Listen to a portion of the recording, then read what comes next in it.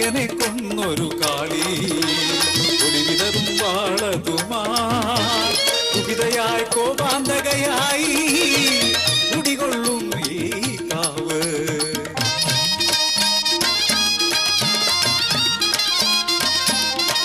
കാവിനരികിലെ നാലുകെട്ടിൽ നോമ്പുനോറ്റുള്ളൊരു കെട്ടില്ലവും പെറ്റിട്ട പുണ്യമാമുണ്ണിക്കുട്ടൻ പഠനം കഴിഞ്ഞങ്ങ് പോരും നാള് ഈ നാട് ഉണ്ണിയെ പെറ്റ നാട്.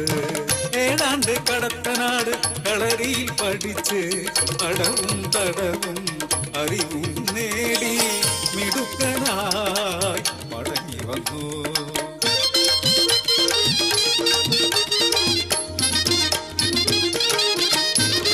ഉണ്ണിക്കൊരു കമ്മ സദ്യവട്ടം ഉണ്ണിക്കു സമ്മാനം കസവുമുണ്ട്. മൂർധാവിൽ പെട്ടെന്ന ഉമ്മ വെച്ചു മനസ്സു കുളിർത്തമ്മ നോക്കിരുന്നു. ഇന്നോളം കാര്യങ്ങൾ ചൊല്ലാനുണ്ടുണ്ണിക്ക് കൊതിരീരുവോളം കേൾക്കാനുണ്ടമ്മയ്ക്ക്. ഓരോന്ന് ചിന്തിച്ച് കാവിലെത്തി ഉണ്ണി കാളിയെ തൊഴുതങ്ങു നിന്നുപോയി.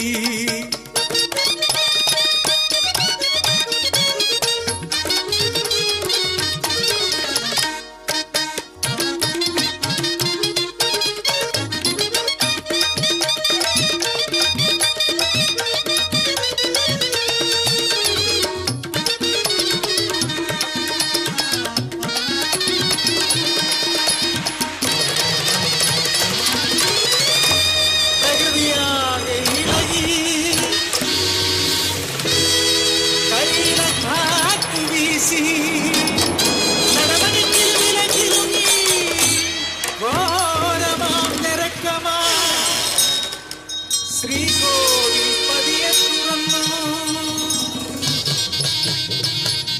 ചുടുതോരയുതിരുന്ന ദാരിക ശിരസേന്തി വെട്ടിത്തിളങ്ങുന്ന വാളേന്തി രുദ്രയ പൂങ്കുല പോലെ വിറച്ചുകാളി കോവിലിൽ നിന്നും പുറത്തു വന്നു. കരകത്തിയെരിയുന്ന ദാഹം കാവുവരളുന്നു.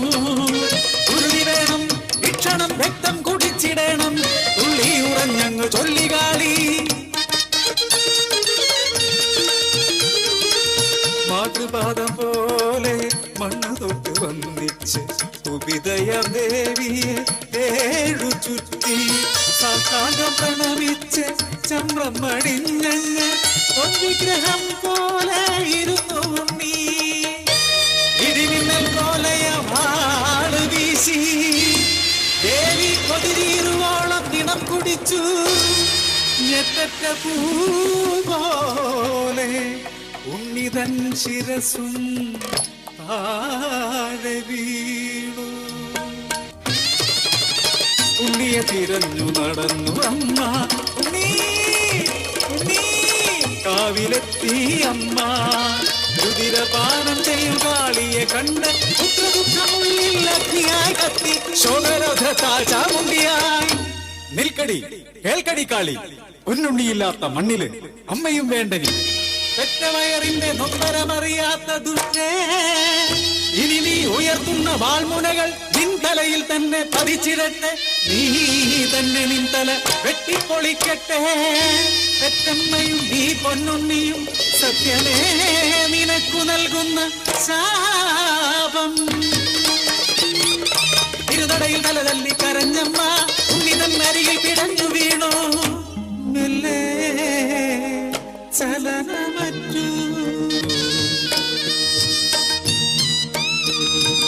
ഇന്നും ഓരോരോ കാവിലും കോമരം കലിമൂത്ത് തലതല്ലി ചോരയുതിർ തലറുമ്പോൾ കാവിലെ കാറ്റും കിളിയും പാടുന്നു കാളിക്കേറ്റ കൊടും ശാപകഥ.